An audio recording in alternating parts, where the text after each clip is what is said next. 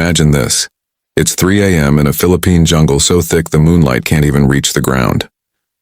The rain is coming down in sheets, turning the earth into chocolate soup that sucks the boots right off your feet. Two of the most feared special forces units on the planet are about to face off in a classified exercise that was never supposed to leak.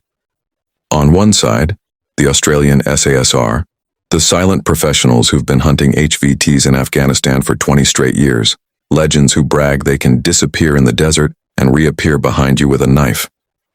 On the other side, the Philippine Scout Rangers and Naval Special Warfare Group, jungle ghosts who grew up barefoot in these exact mountains, men who think leeches, pythons, and 100% humidity are just Tuesday.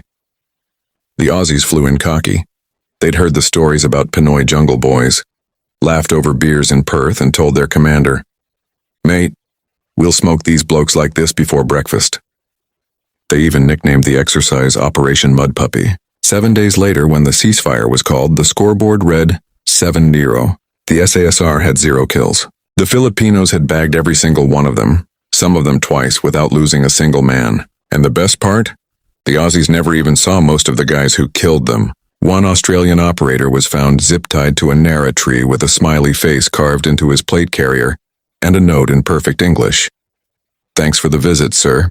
Come back when it stops being rainy season."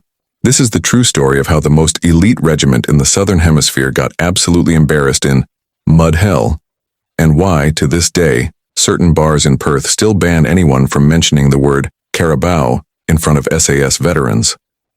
Stick with me for the next 40 minutes because I'm about to drop every declassified detail, the trash talk, the betrayal, the revenge, and the one photograph that still makes Australian commanders wake up in cold sweat. You will not believe how this ends. Let's dive in. It all started in 2018 during Balikatan, the massive annual US-Philippine exercise.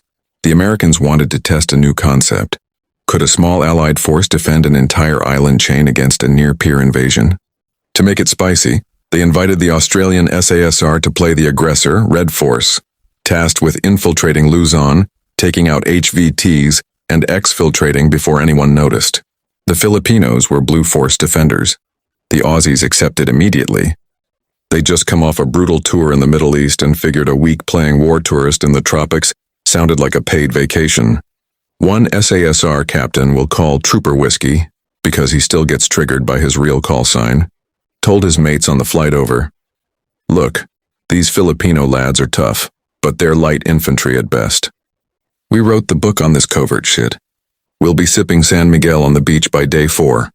Famous last words. Day 1. Insertion.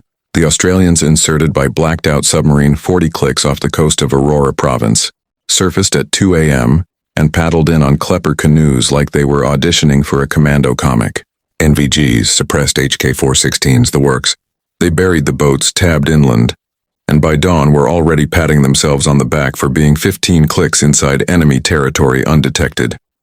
What they didn't know was that a 63-year-old fisherman named Mang Rico, who'd been catching lapu-lapu in those waters since the Marcos era, spotted their periscope at 1:47 a.m. and speed-dialed his nephew, a Scout Ranger captain. By the time the Aussies were hiding their canoes, every farmer, tricycle driver, and Carabao within 30 kilometers already had their photos on Viber group chats labeled Mga Puti sa Dagat, the whites in the sea.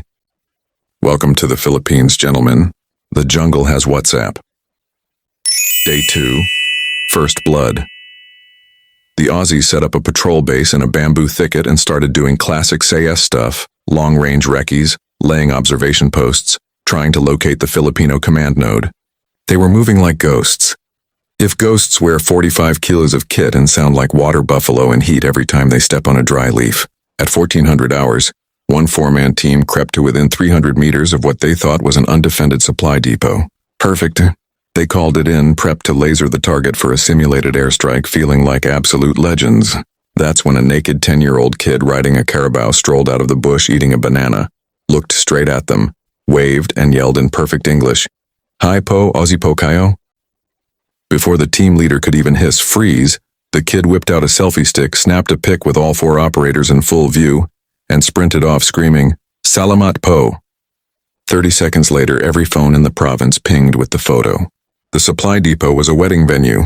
The airstrike got cancelled, and the four-man team was officially ruled KIA by the umpires, because the entire barangay now knew exactly where they were. Score after 48 hours, Philippines 4, Australia 0. The Aussies still hadn't even seen a single enemy soldier. By day 3, the SASR commander was furious. He gathered his troops and gave the speech. Right, enough playing nice. From now on we go hard. No more Mr. Nice Ass. We are farmers and fishermen, not bloody Viet Cong. Find me the enemy, or I'll have you all digging latrines in Darwin for the rest of your careers. So they went hard. They started moving at night using thermal cloaks, burying their trash, the full ninja package. And for about 18 hours it actually worked. They finally located a Scout Ranger patrol base, counted heads, mapped sentry rotations, and at Oro 300 hours launched a textbook ambush with simulated grenades and blank fire. They killed 6 Rangers, overran the camp, grabbed the intel briefcase and bugged out like they'd just robbed a casino. Back at their hide site they were high-fiving, cracking open ration chocolate, calling each other fucking legends. Then the radio crackled. It was the head umpire, a U.S. Marine colonel with a voice like gravel. Red Force, be advised, the 6 Rangers you just engaged have been dead since 2016. They're cardboard cutouts. The real patrol circled behind you 20 minutes ago and slit all your throats. You are all KIA. Again. Turns out the Rangers had been watching the Aussies watch the cardboard cutouts for 2 days, pissing themselves laughing. Score, 6-0. If you're enjoying watching the pride of the Australian Defence Force get absolutely cooked by men in flip-flops and basketball shorts, do me a favor right now. Smash that subscribe button and turn on notifications, because in about 10 minutes I'm dropping the clip that got leaked inside CSR barracks. That still gets troopers threatened with court-martial for laughing at it. You do not want to miss what's coming. Hit subscribe, let's keep rolling. Day 4. The Betrayal. By now the Australians were sleeping in trees because the ground was too loud. They hadn't showered in days, were covered in jungle sores, and were starting to hate the sound of their own accents. One operator actually wrote in his diary, later recovered, "I came here to fight terrorists. Instead I'm being hunted by garden gnomes with parangs." Then came the betrayal that broke them. An Australian-Filipino interpreter attached to the SASR team, let's call him Sergeant Danny Boy, had been feeding the Filipinos real-time grid coordinates the entire time. Born in Quezon City, raised in Sydney, Danny spoke Waray, Tagalog, and Strine like a native. The Aussies trusted him with their lives. Every night while the SAS slept, Danny would crawl out of the hide, whisper updates into an old Nokia 3310, and crawl back before sunrise. The Rangers started calling him Carabao GPS. The final straw came when the remaining 12 SAS operators decided to go for broke. One last Hail Mary to salvage their reputation. They planned to assault the Filipino Joint Command Post itself at 400 on day 6, grab the general, and end the exercise on their terms. Danny Boy passed the entire plan, including alternate routes and rally points, before the Aussies even finished drawing it in the dirt. Day 6, mud hell of 400 hours pitch black. Rain so heavy you can't see your hand in front of your face. The 12 remaining Aussies moved out in 2 elements, hearts pounding, finally tasting redemption. They crossed a rice paddy and stepped straight into what looked like waist-deep mud. No big deal, they'd trained for this. They linked arms and started waiting.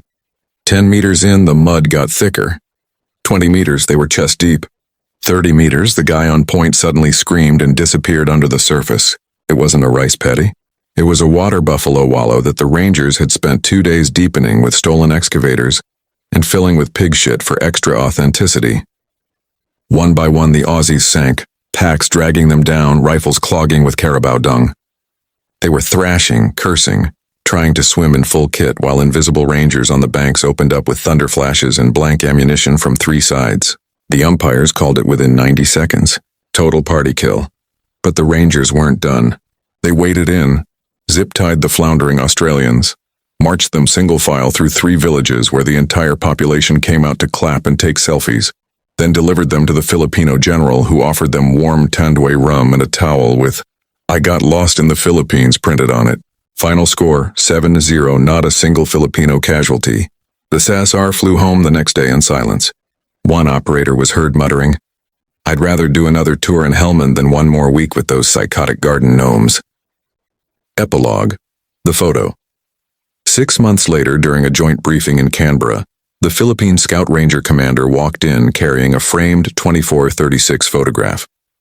He hung it on the wall without a word. It showed all 32 Australian SAS operators, covered head to toe in carabao shit, zip-tied in a neat little line, soaking wet, staring at the camera like they'd just seen God, and he was laughing at them. In the foreground, a smiling Scout Ranger barely 5'4" was holding up 7 fingers and a cardboard sign that read, 70 Mud Hell 2018. Thanks for playing, mates. Your friends from the barangay. The photo still hangs in the Scout Ranger HQ in Bulacan. The Aussies reportedly tried to buy it for $500,000 pesos. The Rangers said no. They raised it to $1 million. Still no. Some legends say if you stand in front of that photo at midnight and say Balikatan 3 times, you can still hear faint Australian accents crying in the distance. And that, ladies and gentlemen, is the true story of how the Australian SAS came to the jungle looking for a fight, and left with a participation trophy made of mud and broken dreams. If that didn't make you laugh, cry, and question every life choice that ends with mate, I don't know what will. Drop a like if you're Team Philippines, drop a sad emoji if you're Australian and still in therapy over this. And if you want more classified stories the Pentagon wishes stayed buried, stories about the time British SBS got outswum by Bajau Sea Gypsies, or when Delta Force lost a sniper duel to Nepalese Gurkhas armed with kukris and pure spite, hit that subscribe button right now. I drop a new one every week, and trust me, the next one is even wilder. Salamat for watching, mga kababayan. And to my Australian brothers, no hard feelings. Come back anytime. We'll leave the mud ready for you. See you in the next one.